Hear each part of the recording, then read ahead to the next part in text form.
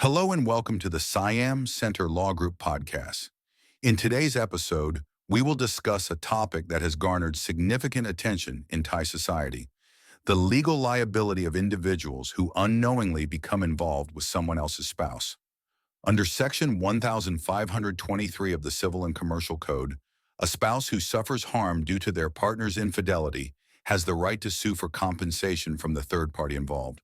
However, when the third party is unaware of the existing marriage, the question arises, should they be held liable? This issue has been a subject of legal debate. Legal perspectives on unknowing adultery.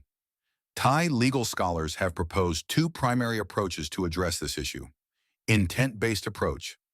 This perspective suggests that liability should depend on the intent and knowledge of the third party.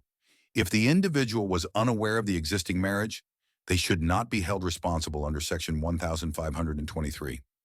This approach aligns with principles in tort law, emphasizing the importance of intent and circumstances surrounding the act.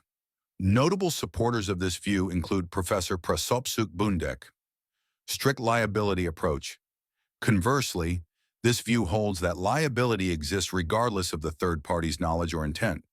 The primary goal is to protect the sanctity of marriage and family integrity. Even if the individual was unaware, they could still be held liable, though courts might reduce compensation based on the individual's ability to have known. Proponents of this approach include Professor Chatchai Akkarawibul and Rajawongse Seni Pramoj. This perspective is supported by several Supreme Court rulings, such as case number 11-13/1958, which affirmed strict liability in such matters. Additional considerations: both approaches have their merits and drawbacks. The intent-based approach focuses on fairness to the accused, considering their knowledge and intentions.